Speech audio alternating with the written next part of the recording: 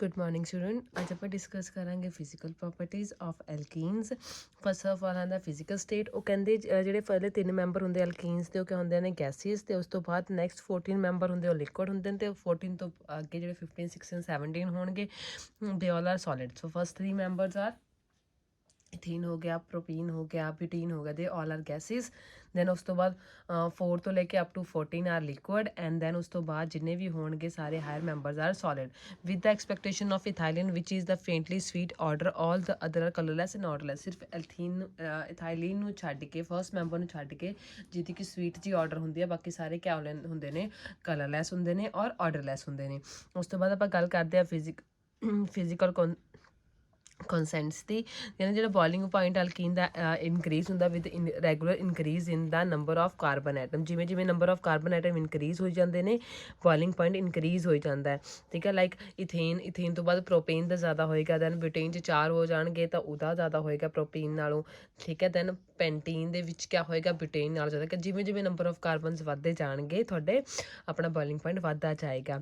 ਔਰ ਉਹ ਕਹਿੰਦੇ ਆ ਅਮੰਗ ਇਸ isomeric alkene branch chain are lower boiling having lower boiling point. Isomeric ਕਿਹੜੇ ਹੁੰਦੇ ਨੇ ਜਿਨ੍ਹਾਂ ਦੇ ਵਿੱਚ ਕਿਆ ਲੱਗਿਆ ਹੁੰਦੇ ਨੇ ਸਬਸਟੀਟਿਊਸ਼ਨਸ ਲੱਗਿਆ ਹੁੰਦੇ ਨੇ।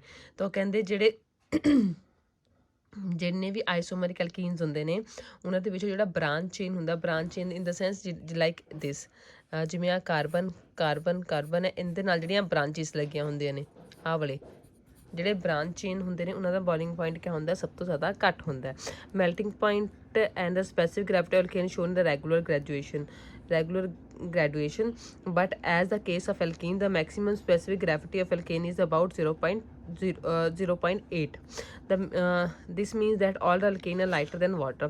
ਕਹਿੰਦੇ ਮੈਲਟਿੰਗ ਪੁਆਇੰਟ ਜਿਹੜਾ ਸਪੈਸਿਫਿਕ ਗ੍ਰੈਵਿਟੀ ਅਲਕੀਨਸ ਦੀ ਉਹਦੇ ਵਿੱਚ ਕੀ ਹੁੰਦੀ ਹੈ ਸਾਈਕਲਿਕ ਗ੍ਰੈਜੂਏਸ਼ਨ ਹੋ ਜਾਂਦੀ ਹੈ, ਮਤਲਬ ਉਹ ਇੱਕ ਬਰਾਬਰ ਨਹੀਂ ਰਹਿੰਦੇ। ਠੀਕ ਹੈ, ਪਰ ਮੋਸਟ ਆਫ ਦਾ ਟਾਈਮ ਜਿਹੜੀ ਸਪੈਸਿਫਿਕ ਗ੍ਰੈਵਿਟੀ ਹੁੰਦੀ ਹੈ ਉਹ ਕਿੰਨੀ ਹੁੰਦੀ ਹੈ 0.8। ਇੱਕ ਜਿਹੜੀ ਸਪੈਸਿਫਿਕ ਗ੍ਰੈਵਿਟੀ ਕਿਆ ਸ਼ੋ ਕਰਦੀ ਕਿ ਵਾਟਰ ਨਾਲੋਂ ਕਿਆ ਨੇ ਇਹ ਲਾਈਟਰ ਨੇ, ਵਾਟਰ ਨਾਲੋਂ ਹਲਕੇ ਨੇ।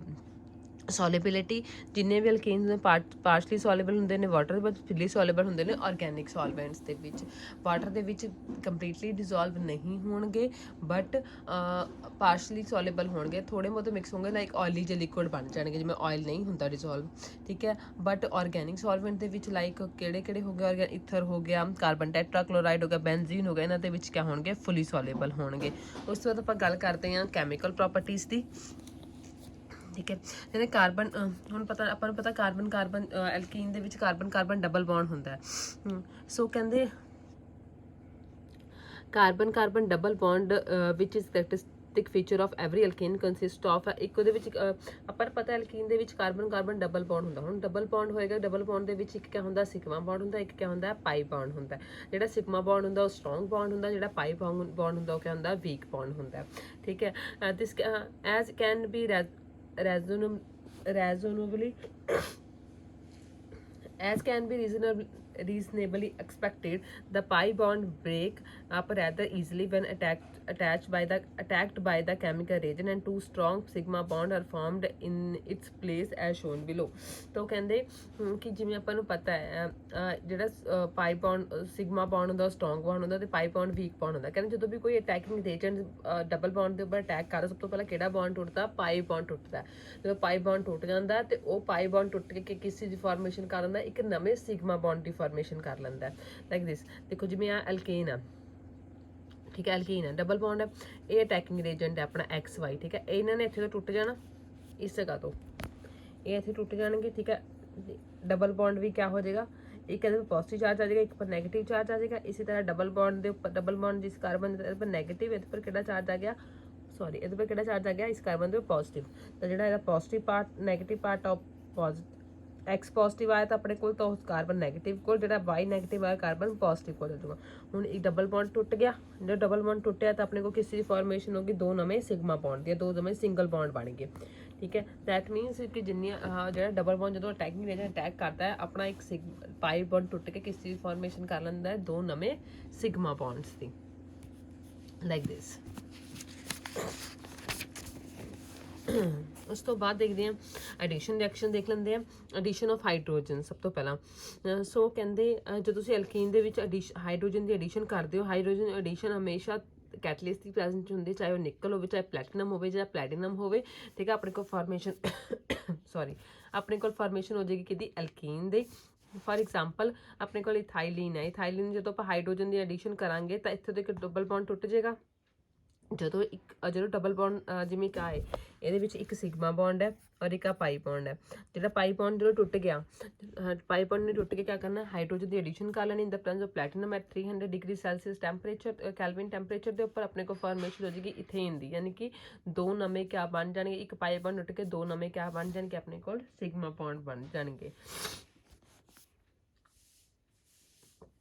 ਜਿਹੜੀ ਇਹ ਰਿਐਕਸ਼ਨ ਹੁੰਦੀ ਹੈ, ਜਿਹੜੀ ਇਹ ਰਿਐਕਸ਼ਨ ਹੈ, ਇਹਦੇ ਵਿੱਚ ਟੈਂਪਰੇਚਰ ਤੇ ਪ੍ਰੈਸ਼ਰ ਵੇਰੀ ਕਰਦਾ ਹੈ कैटलिस्ट के अकॉर्डिंग। अगर निकल ले रहे हैं तो टैंपरेचर होर होगा, अगर प्लैटिनम ले रहे हैं तो टैंपरेचर होर होगा, अगर प्लैटिनम ले रहे हैं तो टैंपरेचर और प्रैशर क्या होगा, होर होगा। हुण इहदा मैकेनिज्म देख लो क्या कहते किवें होएगा।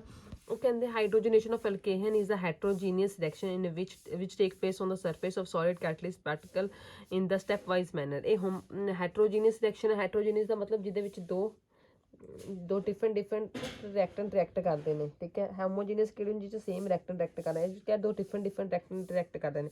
तो जिन्नी भी ये प्रोसैस सारी कैटलिस्ट की सरफेस के उपर होंगे। अपने कैटलिस्ट लेना, कैटलिस्ट के उपर ही रिएक्शन प्रोसीड होनी है। सपोज करो अपने को कैटलिस्ट आप ले लिया, कैटलिस्ट के पार्टिकल ले ले। हुण आपां ने क्या करना, ये सब तो पहले ये किहदा अटैक कराना, हाइड्रोजन का अटैक कराना, जिहड़ा अपना अटैकिंग एजेंट है ਉਹਦਾ अटैक करवाना है। अपने को क्या ਜਿਹੜੇ हाइड्रोजन जो आप अटैक ਜਦੋਂ ਆਪਾਂ ਹਾਈਡਰੋਜਨ ਦਾ ਅਟੈਕ ਕਰਵਾਵਾਂਗੇ ਤਾਂ ਆਪਣੇ ਕੋਲ ਕਿਆ ਕਿਆ ਹੋ ਜਾਊਗਾ, ਜਿਹੜੇ ਹਾਈਡਰੋਜਨ ਆ ਕਿਤੇ ਪਾ ਜਾ ਕੇ ਅਬਜ਼ੌਰਬ ਹੋ ਜਾਣਗੇ, ਕੈਟਲਿਸਟ ਦੇ ਉੱਪਰ ਜਾ ਕੇ ਅਬਜ਼ੌਰਬ ਹੋ ਜਾਣਗੇ, ਠੀਕ ਹੈ। ਉਸ ਤੋਂ ਬਾਅਦ ਜਦੋਂ ਅਬਜ਼ੌਰਪਸ਼ਨ ਆਫ ਹਾਈਡਰੋਜਨ ਹੋ ਗਿਆ ਫਸਟ ਸਟੈਪ ਦੇ ਵਿੱਚ, ਦੈਨ ਸੈਕੰਡ ਸਟੈਪ 'ਚ ਆਪਾਂ ਨੇ ਐਡ ਕਰਨਾ ਆਪਣੇ ਕੋਲ ਜਿਹੜਾ ਆਪਣੇ ਕੋਲ ਐਲਕੀਨ ਹੈ, ਆਪਾਂ ਨੇ ਐਲਕੀਨ ਨੂੰ ਐਡ ਕਰਨਾ। ਹੁਣ ਐਲਕੀਨ ਨੇ ਕਿਆ ਕਰਨਾ, ਉਸੇ ਸਰਫੇਸ ਦੇ ਉੱਪਰ ਐਡ ਹੋਣਾ ਜਾ ਕੇ, ਬਟ ਹਾਈਡਰੋਜਨ ਦੇ ਨਾਲ ਨਹੀਂ ਐਡ होना। क्या होना, उन्होंने क्या अब उसी सरफेस के ऊपर एक साइड में जाके अटैच हो गया, formation of alkene complex with the catalyst. हुण एक तरह का कंपलैक्स बन गया, ठीक है, क्योंकि इको सरफेस के उपर है। दैन उस तो बाद क्या करना है, हुण जिहड़ा कंपलैक्स है फिर दोनों आपस के रिएक्ट करूँगे, आ दोनों हाइड्रोजन ते एल्कीन जो रिएक्ट करूँगे तो स्टैप वाइज से रिएक्शन होनी है। पहला एक हाइड्रोजन अटैच होएगा, आ बॉन्ड ने टुट जाना, जिहड़ा इस आ वाला बॉन्ड है डबल बॉन्ड, ये टुट जाना, ठीक है। उसकी जगह एक अपने को पहला स्टैप वाइज सिर होएगा, पहला एक हाइड्रोजन लग जाएगा, ठीक है। उस तो बाद नैक्सट स्टैप के विच जाके क्या होना, दूसरे हाइड्रोजन ने इस कार्बन के नाल जाके अटैच हो जाना इत्थे, तो इन्हें आ बॉन्ड टुट जाना, ये हाइड्रोजन ने अपना ਇਹਦੇ ਨਾਲ ਜਾ ਕੇ ਅਟੈਚ ਹੋ ਜਾਣਾ। ਆਪਣੇ ਕੋਲ ਐਲਕੀਨ ਦੀ ਫਾਰਮੇਸ਼ਨ ਹੋ ਗਈ, ਤੇ ਜਿਹੜਾ ਕੈਟਲਿਸਟ ਆਪਾਂ ਨੇ ਯੂਜ਼ ਕੀਤਾ ਸੀ ਉਹ ਕੈਟਲਿਸਟ ਆਪਾਂ ਨੇ ਐਜ਼ ਇਟ ਇਜ਼ ਰਿਮੂਵ ਕਰ ਲੈਣਾ। अगर it is interesting note that the both hydrogen atom add to the alkene in the same side of the molecule, this is known as syn addition। ਹੁਣ ਕਹਿੰਦੇ ਦੇਖੋ ਸੇਮ ਸਾਈਡ ਤੇ ਹੋ ਰਹੇ ਆ ਦੋਨੋਂ ਐਡੀਸ਼ਨ, ਇਹ ਵੀ ਨੀਚੇ ਆ, ਠੀਕ ਹੈ। ਦੋਨੋਂ ਸੇਮ ਸਾਈਡ ਤੇ ਹੋ ਰਹੇ ਤੇ ਇਹਨਾਂ ਨੂੰ ਕਿਆ ਕਹਿੰਦੇ ਆ, ਸਿਨ ਐਡੀਸ਼ਨ ਕਹਿੰਦੇ ਆ। ਅਗਰ ਦੋਨੋਂ डिफरेंट ਤੇ ਹੋਣ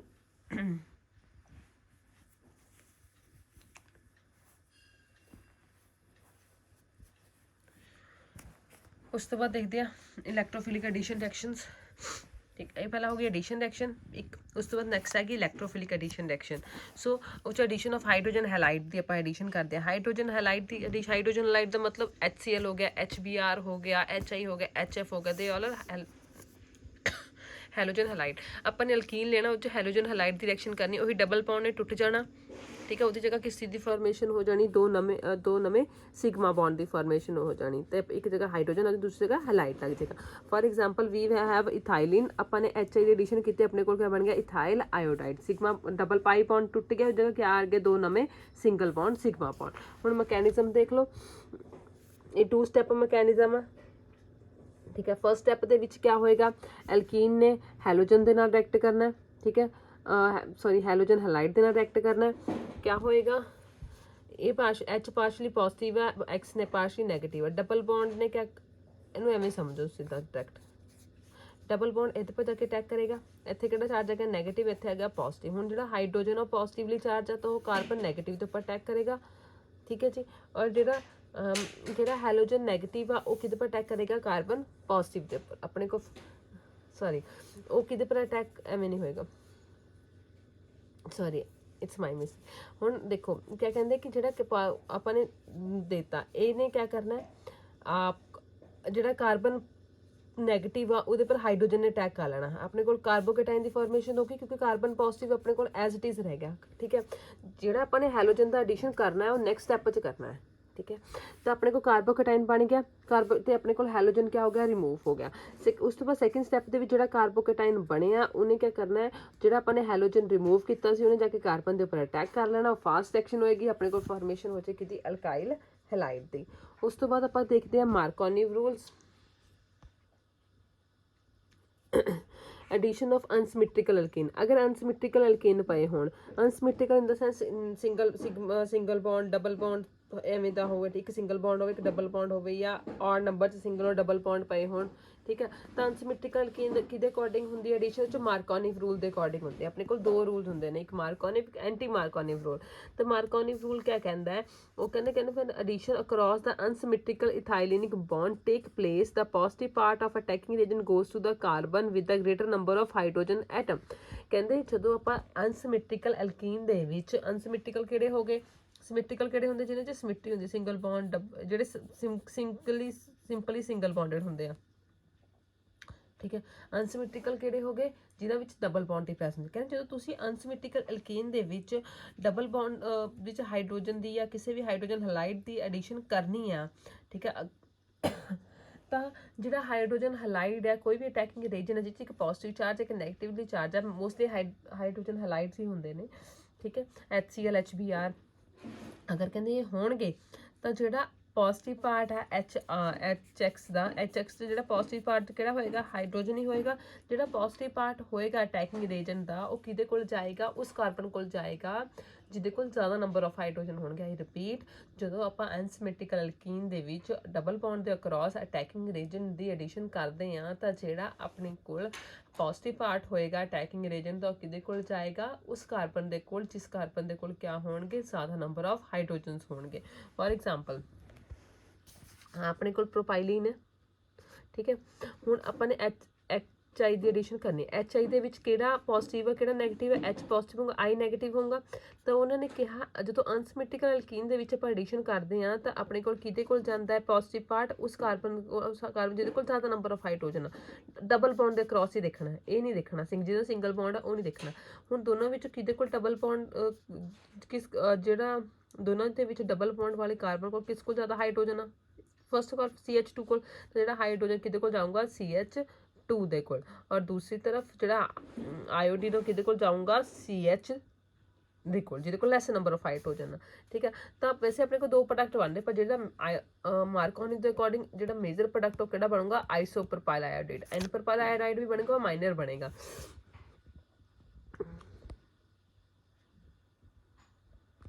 ਸੋ ਇਹ ਹੋ ਗਿਆ ਮਾਰਕੋਨੀਫ ਰੂਲ।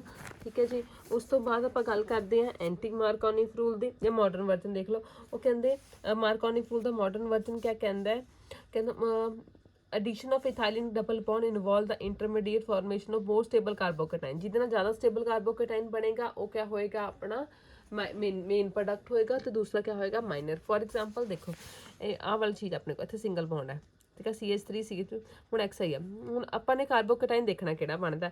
ਅਗਰ ਤਾਂ ਮੈਂ ਇਹ ਹਾਈਡਰੋਜਨ ਨੂੰ ਇੱਥੇ ਲਗਾ ਦਿੰਦੀ ਹਾਂ ਤਾਂ ਮੇਰੇ ਕੋਲ CH2 CH2, ਠੀਕ ਹੈ। ਹੁਣ ਇੱਥੇ ਦੇਖੋ CH3 single bond, CH double bond, CH2। ਅਗਰ ਤਾਂ ਮੈਂ ਡਬਲ ਇੱਥੇ ਸ਼ਿਫਟ ਕਰ ਦਿੰਦੀ ਹਾਂ, ਠੀਕ ਹੈ, ਡਬਲ ਬੌਂਡ ਨੂੰ, ਇਹਦੇ ਪਰ ਨੈਗੇਟਿਵ ਚਾਰਜ, ਇਹਦੇ ਪਰ ਪੋਜ਼ਿਟਿਵ ਚਾਰਜ, ਆਪਣੇ ਕੋਲ ਕਿਆ ਪਿਆ X ਔਰ HI, ਇਹਦੇ ਪੋਜ਼ਿਟਿਵ ਇਹਦੇ ਪਰ ਨੈਗੇਟਿਵ, ਇਹ ਕਿਹਦੇ ਕੋਲ ਚੱਲ ਜਾਏਗਾ, ਇਸ ਕਾਰਬਨ ਕੋਲ। ਹੁਣ ਜਿਹੜਾ ਆਪਣੇ ਕੋਲ ਕਾਰਬੋਕੇਟਾਈਨ ਬਣਿਆ ਉਹ ਕਿਹੜਾ ਬਣੂਗਾ, ਸੈਕੰਡਰੀ ਬਣੂਗਾ, ਕਿਉਂਕਿ ਦੋ ਅਲਕਾਈਲ ਗਰੁੱਪ ਲੱਗੇ ਆ।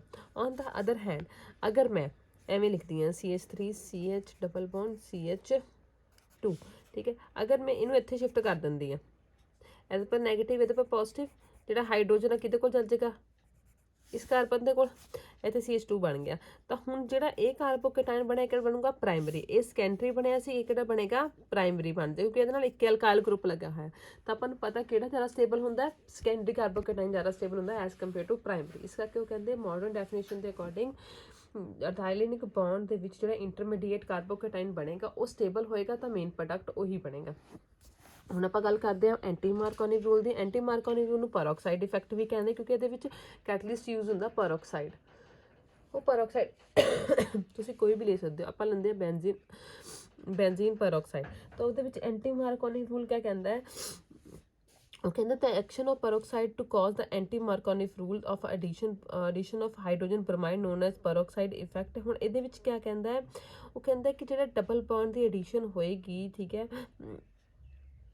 ਜਿਹੜੀ ਹਾਈਡਰੋਜਨ ਦੀ ਐਂਟੀ ਮਾਰਕੋਨੀ ਰੂਲ ਮਾਰਕੋਨੀ ਤੋਂ ਆਪੋਜ਼ਿਟ ਹੁੰਦਾ। ਕਹਿੰਦੇ ਜਿਹੜਾ ਡਬਲ ਬੌਂਡ ਦੇ ਅਕ੍ਰੋਸ ਹਾਈਡਰੋਜਨ ਦੀ ਜਦੋਂ ਐਡੀਸ਼ਨ ਹੋਏਗੀ, ਜਿਹੜਾ ਪੋਜ਼ਿਟਿਵ ਪਾਰਟ ਹੋਏਗਾ ਅਟੈਕਿੰਗ ਰੀਜਨ ਦਾ, ਉਹਦੀ ਐਡੀਸ਼ਨ ਹੋਏਗੀ, ਉਹ ਕਿਤੇ ਕ੍ਰੋਸ ਹੋਏਗੀ ਜਿਹਦੇ ਨਾਲ ਲੈਸ ਨੰਬਰ ਆਫ ਹਾਈਡਰੋਜਨ ਲੱਗੇ ਹੋਣਗੇ। ਤਾਂ ਹੁਣ ਇਹਦੇ ਵਿੱਚ HBr ਦੇ ਵਿੱਚ ਜਿਹੜਾ ਹਾਈਡਰੋਜਨ ਕਿਹਦੇ ਕੋਲ ਜਾਏਗਾ, SEH ਕੋਲ, ਕਿਉਂਕਿ ਇਹਦੇ ਕੋਲ ਲੈਸ ਨੰਬਰ ਆਫ ਹਾਈਡਰੋਜਨ ਆ ਅਕ੍ਰੋਸ ਡਬਲ ਬੌਂਡ। ਤੇ Br ਕਿਹਦੇ ਕੋਲ ਜਾਏਗਾ, ਜਿਹਦੇ ਕੋਲ ਹਾਇਰ ਨੰਬਰ ਆਫ ਹਾਈਡਰੋਜਨਸ ਲੱਗੇ ਹੋਣਗੇ। ਪੋਜ਼ਿਟਿਵ ਪਾਰਟ ਕਿਹਦੇ ਕੋਲ ਜਾਏਗਾ, ਐਂਟੀ ਮਾਰਕੋਨਿਕ ਦੇ ਵਿੱਚ, ਜਿਹਦੇ ਕੋਲ ਜਿਸ ਕਾਰਬਨ ਡਬਲ ਬੌਂਡ ਦੇ ਅਕ੍ਰੋਸ ਜਿਸ ਕਾਰਬਨ ਕੋਲ ਲੈਸ ਨੰਬਰ ਆਫ ਹਾਈਡਰੋਜਨ ਹੋਣਗੇ। ਔਰ ਨੈਗੇਟਿਵ ਪਾਰਟ ਕਿਹਦੇ ਕੋਲ ਜਾਏਗਾ, ਉਸ ਕਾਰਬਨ ਦੇ ਕੋਲ ਜਿਸ ਦੇ ਅਕ੍ਰੋਸ ਕਿਆ ਹੋਣਗੇ, ਜ਼ਿਆਦਾ ਨੰਬਰ ਆਫ ਹਾਈਡਰੋਜਨਸ ਹੋਣਗੇ। ਇਹ ਕਿਹਦੇ ਕਰਕੇ ਹੁੰਦਾ ਹੈ, due to the presence of peroxide ਦੀ ਪ੍ਰੈਜ਼ੈਂਸ ਦੇ ਕਰਕੇ।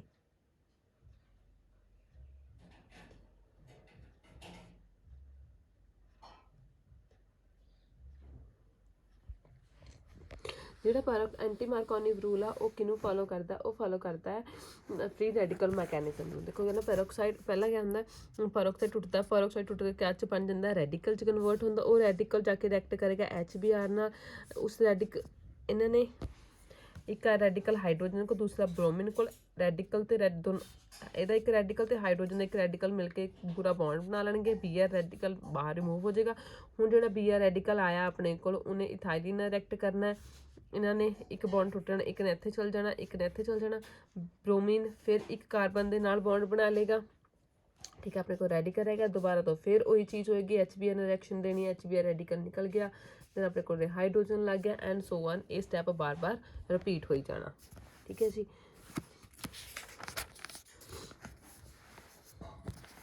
ਉਸ ਤੋਂ ਬਾਅਦ ਦੇਖੋ ਐਡੀਸ਼ਨ ਆਫ ਸਲਫਿਊਰਿਕ ਐਸਿਡ। ਕਹਿੰਦੇ ਜਦੋਂ ਅਲਕੀਨਸ ਸਲਫਿਊਰਿਕ H2SO4 ਐਡ ਕਰਨਾ, ਆਪਣੇ ਕੋਲ ਫਾਰਮੇਸ਼ਨ ਹੋਣੀ ਆ ਕਿਹਦੀ, H ਤੇ HOSO, ਇੱਕ ਹਾਈਡਰੋਜਨ ਇੱਕ ਕਾਰਬਨ ਦੇ ਨਾਲ ਲੱਗ ਜਾਣਾ, ਬਾਕੀ ਸਾਰੀ ਚੀਜ਼ ਕਿਹਦੇ ਨਾਲ ਲੱਗ ਜਾਣੀ, ਅਲਕਾਈਲ ਹਾਈਡਰੋਜਨ ਸਲਫੇਟ ਦੀ ਫਾਰਮੇਸ਼ਨ ਹੋਣੀ। ਫॉर एग्जांपल ਵੀ ਹੈਵ ਇਥਾਈਲਿਨ, ਜਦੋਂ H2SO4 ਦੀ ਪ੍ਰੈਜ਼ੈਂਸ ਤਾਂ ਆਪਣੇ ਕੋਲ ਕਿਸ ਦੀ ਫਾਰਮੇਸ਼ਨ ਹੋਣੀ, CH3 ਦੀ, ਠੀਕ ਹੈ। ਇੱਥੇ ਤੋਂ H ਪੋਜ਼ਿਟਿਵ ਜਾਏਗਾ, H positive plus HSO4 negative, H positive CH3 ਕੋਲ ਚਲ ਜਾਏਗਾ, ਠੀਕ ਹੈ। ਔਰ ਜਿਹੜਾ HSO4 ਨੈਗੇਟਿਵ ਉਹਦੇ ਕੋਲ ਚਲ ਜਾਏਗਾ CH2 ਦੇ ਕੋਲ।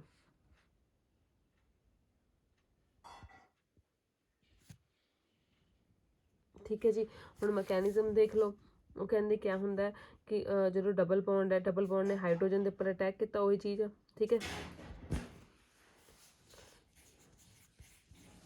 ਕਾਰਬਨ ਦੇ ਉੱਪਰ ਇੱਕ ਦੇ ਉੱਪਰ ਪੋਜ਼ਿਟਿਵ, ਇੱਕ ਦੇ ਉੱਪਰ ਨੈਗੇਟਿਵ, ਇੱਕ ਦੇ ਉੱਪਰ ਨੈਗੇਟਿਵ ਚਾਰਜ, ਇੱਕ ਦੇ ਉੱਪਰ ਪੋਜ਼ਿਟਿਵ ਚਾਰਜ, ਠੀਕ ਹੈ ਜੀ। ਹੁਣ ਜਦੋਂ ਜਿਹੜਾ ਨੈਗੇਟਿਵ ਚਾਰਜ ਉਹਨੇ ਹਾਈਡਰੋਜਨ ਲੈ ਲੈਣਾ, ਬਾਕੀ ਸਾਰੀ ਚੀਜ਼ ਨੇ ਐਜ਼ ਕਾਰਬੋ ਐਨਾਇਨ ਰਿਮੂਵ ਹੋ ਜਾਣਾ। ਆਪਣੇ ਕੋਲ ਫਾਰਮੇਸ਼ਨ ਹੋਈ ਕਾਰਬੋਕੈਟਾਇਨ ਦੀ, ਤੇ ਆਪਣੇ ਕੋਲ ਇੱਕ ਹਾਈਡਰੋਜਨ ਸਲਫੇਟ ਆਇਨ ਆ ਗਿਆ। ਸੈਕਿੰਡ ਸਟੈਪ ਦੇ ਵਿੱਚ ਜਿਹੜਾ ਹਾਈਡਰੋਜਨ ਸਲਫੇਟ ਆਇਨ ਆਏਗਾ, ਉਹ ਜਿਹੜਾ ਕਾਰਬਨ ਦੇ ਉੱਪਰ ਪੋਜ਼ਿਟਿਵ ਚਾਰਜ ਉਹਦੇ ਨਾਲ ਅਟੈਕ ਕਰੇਗਾ। ਉਹ ਪਹਿਲੇ ਸਟੈਪ ਸਲੋ ਸਟੈਪ ਹੋਏਗਾ, ਰੇਟ ਡਿਟਰਮਾਈਨਿੰਗ ਸਟੈਪ ਹੋਗਾ। ਸੈਕਿੰਡ ਸਟੈਪ ਕਿਹੜਾ ਹੋਏਗਾ, ਫਾਸਟ ਸਟੈਪ ਹੋਏਗਾ।